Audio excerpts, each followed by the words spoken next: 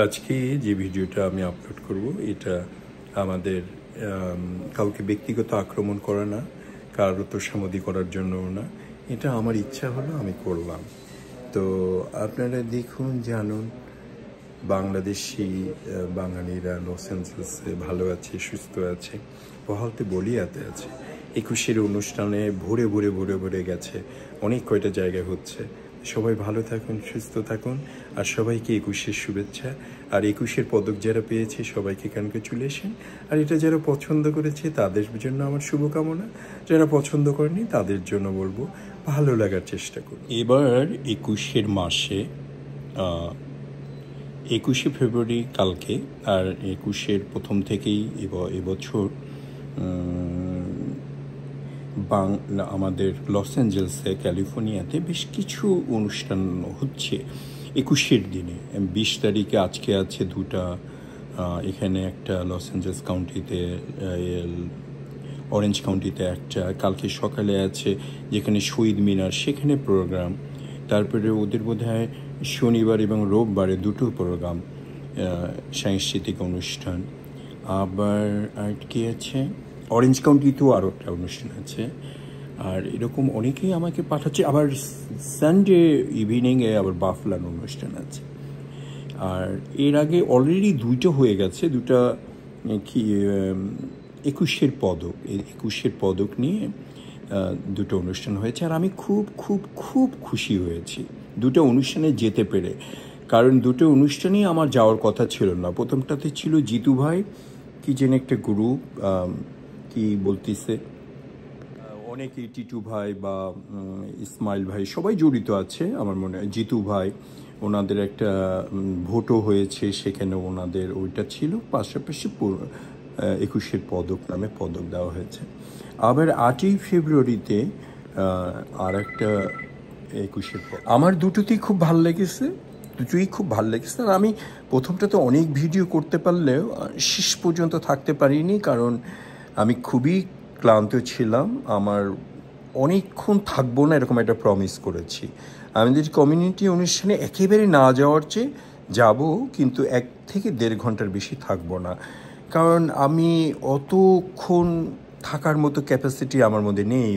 বয়সজনিত কারণে আমি খুব আউলায় যাই, মানে খুব মিশে যাই মানুষের সাথে, আন্তরিকতা হয়ে যায়। তখন অনেকেই আবার খুব দুর্বলভাবে, মানে উল্টাপাল্টা, হোয়াটএভার ইট ইজ, আমি চলে এসেছি। দুটো অনুষ্ঠানই আগে চলে এসেছি। এই না যে দুটো অনুষ্ঠান আমি ওটার বিরুদ্ধে ছিলাম বা আমার পছন্দ হয়নি, এরকম কিচ্ছু না। জিতু ভাইয়ের অনুষ্ঠান নিয়ে তেমন আমার ভিডিও হয়তো আছে, আর কে এটা নিয়ে কী কথা লিখেছে, কি বলেছে আমি জানি না। আমার অনুষ্ঠান খুবই খুবই খুবই ভালো লেগেছে। আপনারা ওটা নিজেরাও হয়তো দেখেছেন, রিভিউ হয়তো করিনি।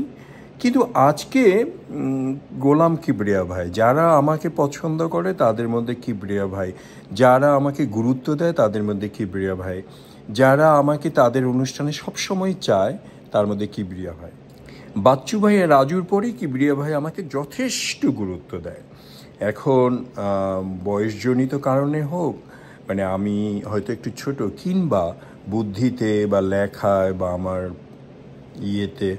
আমার পোস্টগুলোতে এমন কোনো শৈল্পিক বা বুদ্ধিসম্মত বা প্রচণ্ড কটাক্ষ বা সমালোচনামূলক কিচ্ছু থাকে না। এটা হতে পারে আমার ভালো মানসিকতা বা আমার আত্মা দিয়ে কথা বলা। আমি মুখ দিয়ে কম কথা বলি, আত্মা দিয়ে বলি, কারণ আমার কোনো স্ক্রিপ্ট থাকে না। স্ক্রিপ্ট হলে মানুষ বুদ্ধি খেটে সুন্দর করে কাটে, লেখে, আবার ফিক্স করে কোনটা বলা যাবে কোনটা যাবে, এরকম করে। আমি লিখি না, এটাও সত্য। ফেসবুকেও লিখি না, কোথাও লিখি না, আবার খুব কম লিখি। আবার ভিডিও করি। ভিডিও যখন আমি করি তখন এখানে থাকে না, কোনো স্ক্রিপ্ট থাকে না। আমি যে পক পক পক পক শুরু করে দিই, কথা আমার শুরু হয়ে যায়। এটা অনেকে পছন্দ করে, অনেক ভুলভ্রান্তি হয়ে যায়, বা অনেক সময় উল্টাপাল্টাও কথা বলি। সেটা নিয়ে আমি অত চিন্তা করি না, কারণ নট নেসেসারি বিনা পয়সায় এর চেয়ে ভালো কি পাবেন এটা না। আমি ভিডিও মূলত করি আমাকে ধরে রাখার জন্য। আমার এই জীবন চলার পথে আমাকে মানুষের কাছে এই যে আমার বর্ণাঢ্য জীবন, এই যে আমার স্ট্রাগল, এই যে আমার সফলতা, এই যে আমার অসফলতা, আমার ভালো দিক, আমার খারাপ দিক, আমার পৌরসত্ব দীপ্ত চেহারা, আমার মেয়েলিপনা, আমার কবি কবি ভাব, আবার অন্যদিকে প্রচণ্ড প্র্যাকটিক্যাল, ঠোঁটকাটা, অসভ্যপনা সামাজিক, আবার অন্যদিকে প্রচণ্ডভাবে সামাজিক যখন বয়স্ক লোক আসে, যখন ছোট ছোট বাচ্চারা আসে, ওদের প্রতি আমার অনুগত, এগুলো প্রকাশ করার জন্যই মূলত আমার ভিডিও করার কথা, ভিডিও করার কথা না, আমি করি, এরকমই করি।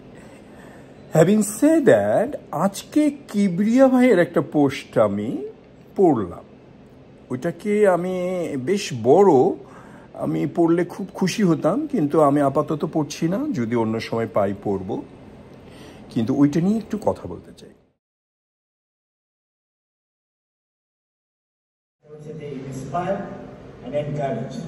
এই জিনিসটা আমি প্রথমে বলতে চাই যে ইন্সপায়ার অ্যান্ড এনকারেজ, এই দুইটা এই পদকের লক্ষ্য। সেখানে কিবরিয়া ভাই বলছে যে এটা একটা ভুয়া পদক, যেটা লেখা হয়েছে যে 21-এর পদক সমাচার, গত 8ই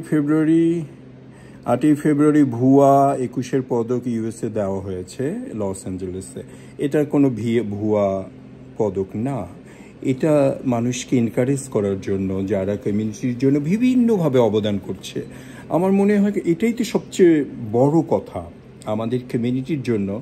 যেমন মনে করেন, কার কথা বলবো, সাপোজ মনে করেন নাসির খান একটা ইয়াং ছেলে, ব্যক্তিগতভাবে হয়তো সফল, তার চেয়ে বড় কথা যে কমিউনিটির জন্য উনি নিবেদিত।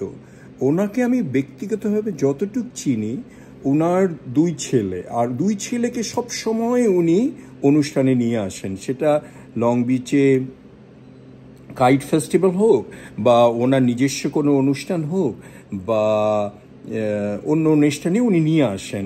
এই জন্য আমি ওদের বাচ্চা 2টা ছেলেকে চিনি, এই মুহূর্তে নাম বলতে পারছি না। উনি চান যে ওনার কমিউনিটি, বাংলাদেশি কমিউনিটির সাথে, ওনার আমেরিকায় জন্ম 2 ছেলে যেন ইনভলভ থাকে, আসে, বাংলা কালচারটা জানে, বাংলা কালচারটা শেখে, বাঙালিদের সাথে যোগাযোগ থাকে।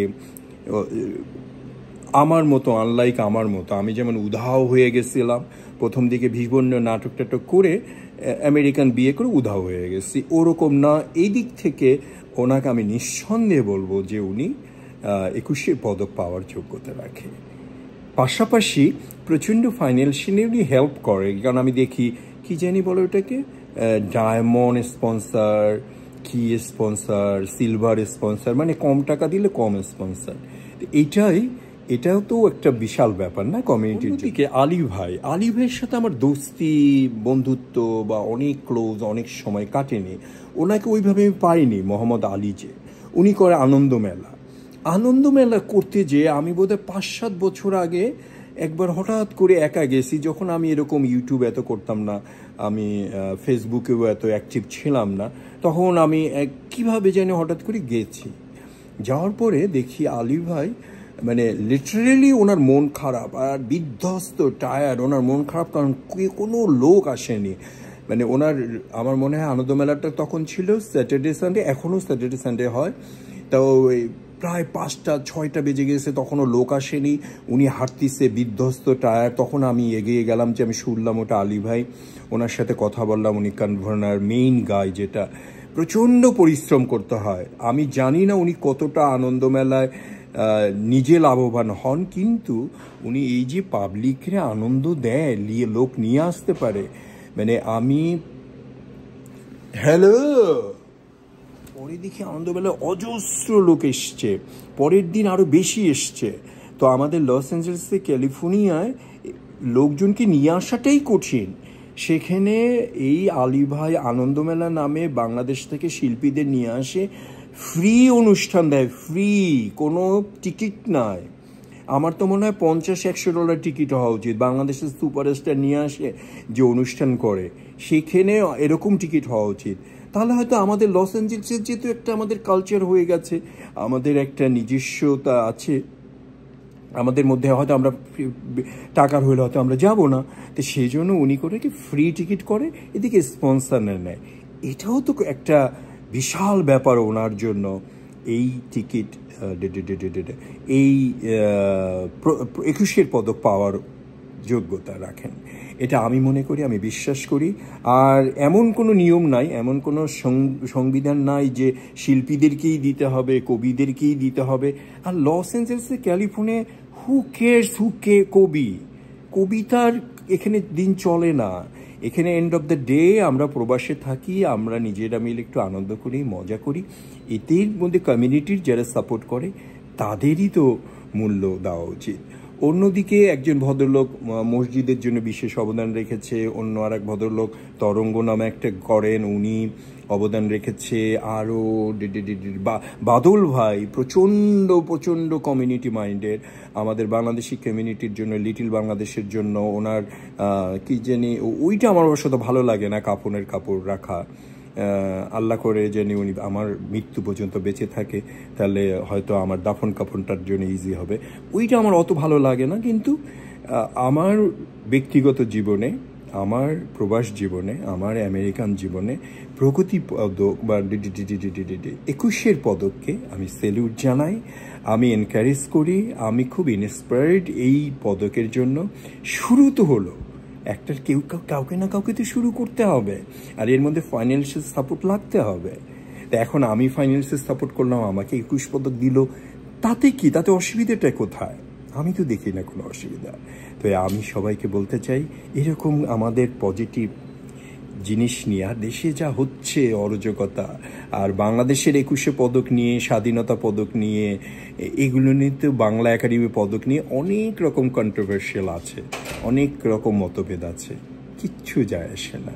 এন্ড অফ দ্য ডে আমরা বাঙালি, বাংলাদেশি, আমরা আমাদের জন্যই এগিয়ে আসতে। হ্যালো।